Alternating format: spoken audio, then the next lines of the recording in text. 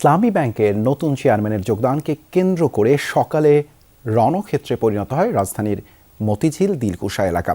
ব্যাংকটির প্রধান কার্যালয়ের সামনে পুলিশ ও আন্দোলনকারীদের মধ্যে দফায় দফায় ধাওয়া পাল্টা ধাওয়া হয়।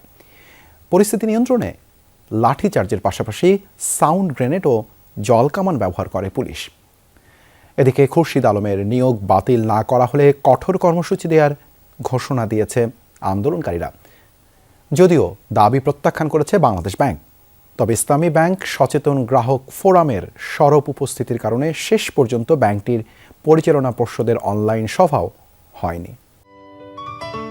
সিলন টি রপ্তানিতে শীর্ষে। সকাল থেকেই টানটান উত্তেজনা মতিঝিল দিলকুশার ব্যাংকপাড়ায়। নবনিযুক্ত চেয়ারম্যান খুরশিদ আলমের প্রবেশ ঠেকাতে ইসলামী ব্যাংকের প্রধান কার্যালয়ের সামনে সচেতন গ্রাহক ফোরামের ব্যানারে জড়ো হয় কয়েকশো আন্দোলনকারী। দিতে থাকেন নানা স্লোগান। বিক্ষোভের এক পর্যায়ে পুলিশ আন্দোলনকারীদের সড়ক থেকে সরিয়ে দিতে চাইলে শুরু হয় ধাওয়া পাল্টা ধাওয়া। পরিস্থিতি নিয়ন্ত্রণে পুলিশ লাঠিচার্জ, জলকামান ও সাউন্ড গ্রেনেড ব্যবহার করে। মুহূর্তেই রণক্ষেত্রে পরিণত হয় পুরো এলাকা। আহত হন বেশ কয়েকজন। তারা অবস্থান ছাড়ছিলেন না এবং উত্তেজনক স্লোগান দিচ্ছিলেন, যার ফলে এক পর্যায়ে আমরা তাদেরকে বারবার রিকোয়েস্ট করেছি সরে যাওয়ার জন্য। না সরে যাওয়ার পরে আমরা ওয়াটার ক্যানন থেকে আমরা পানি নিক্ষেপ করেছি এবং সাউন্ড গ্রেনেড দিয়ে এখানে একটা স্বস্তিকর একটা পরিবেশ তৈরি করেছি। আমাদের অবস্থান আমরা এলাকার শান্তি শৃঙ্খলা অটুট রাখার জন্য, ভালো রাখার জন্য যতটুকু করণীয় ততটুকুই করব। অভিযোগ উঠেছে পুলিশের লাঠিচার্জে আহত হয়েছেন বেশ কয়েকজন আন্দোলনকারী। ইসলামী ব্যাংকের দখল প্রতিহত করারও ঘোষণা দেন তারা। এখানে আমাদের নির্বিচারে আমাদের পুলিশ আমার মাথা বাড়ি দিয়ে মাথা ফাটা ফেলাইছে। আমার মাথা এই যে আঘাত দেখেন, রক্ত জর্জরে পড়ছে, আমার মাথা সেলাই লাগছে। আমরা কি অপরাধ করছি? ইসলামী ব্যাংকে টাকা রাখার কারণে আমরা ইসলামী ব্যাংকের গ্রাহক। ইসলামী ব্যাংকে যখন নতুন খুরশিদ আলমকে নিয়োগ দেওয়া হয়েছে, আমি সরকারের কাছে আবেদন জানাচ্ছি যে ওনাকে যেন এই নিয়োগটা বাতিল করে আগে যে পর্ষদটা আছে ওই পর্ষদে রাখুক। আবার সেই বাংলাদেশের ব্যাংকিং খাত এবং অর্থনৈতিক খাত ধ্বংসের ষড়যন্ত্রমূলক হিসাবে এই ইসলামী ব্যাংক ব্যবস্থাপনাকে ধ্বংস করার জন্য একজন পেজিস্টকে আবার এখানে চেয়ারম্যান হিসেবে নিয়োগ দিয়েছে। হাজার হাজার কোটি টাকা পাচার করা হয়েছে, এখনও আবার সেই অবস্থায় ফিরে আসতে চাইতেছে।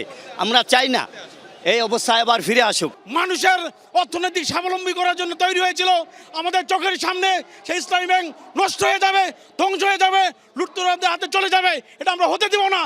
পরে সংবাদ সম্মেলনে নতুন চেয়ারম্যানের নিয়োগ বাতিল, ছুটিতে পাঠানো এমডিকে পুনর্বহাল এবং গভর্নরের পদত্যাগ সহ 5 দফা দাবি জানান আন্দোলনকারীরা। দাবি আদায় না হওয়া পর্যন্ত আন্দোলন চালিয়ে যাওয়ারও হুঁশিয়ারি দেন সংগঠনের নেতারা। চেয়ারম্যানের আমরা পদত্যাগ চাচ্ছি, যিনি আগে এমডি ছিলেন বা এখনো যাকে ছুটিতে রাখা হয়েছে ওমর ফারুক খানকে আমরা পুনর্বহাল চাচ্ছি। একই সাথে এস আলমের যে শেয়ার আছে সেই শেয়ারগুলো নগদায়ন করার মাধ্যমে তার কাছ থেকে ব্যাংকের মালিকানা ফিরে এনে যারা ইসলামী ব্যাংকের প্রকৃত মালিক ছিলেন তাদের কাছে যাতে করে এই ব্যাংকের মালিকানা হস্তান্তর করা হয়, যাদের উপর গ্রাহকদের আস্থা এবং বিশ্বাস রয়েছে। এদিকে পরিচালনা পর্ষদের সভা ডাকা হলেও তা অনুষ্ঠিত হয়নি। এক পর্যায়ে অনলাইনে সভা করার প্রস্তুতিও নেওয়া হয়। অনুমতিও আসে বাংলাদেশ ব্যাংক থেকে। খবর আসে প্রশাসনের পক্ষ থেকে অনলাইনে পর্ষদ সভা করতে চাপ দেওয়া হচ্ছে, যদিও বিষয়টি অস্বীকার করেন ভারপ্রাপ্ত এমডি। আইনশৃঙ্খলা বাহিনী আমাদের এখানে যখনই কোনো মব হয় ওনার এখানে আসে, সৌজন্য শাখাতে আমাদের কাছে আসে। তো ওনারা তো আজকে কয়েক দফাই আসছে আমাদের এখানে, কোনো সমস্যা আছে কিনা, কোনো প্রবলেম আছে কিনা। ওনারা যদি কোনো চাপ দিত তাহলে তো চাপের মিটিং হয়ে যেত, সেটা তো নাই, কোনো চাপ নেই। চেয়ারম্যানের নিয়োগ বাতিলের দাবি প্রত্যাখ্যান করেছে বাংলাদেশ ব্যাংক। বলছে ইসলামী ব্যাংকের চেয়ারম্যান পদে খুরশিদ আলমের নিয়োগের সিদ্ধান্ত সঠিক।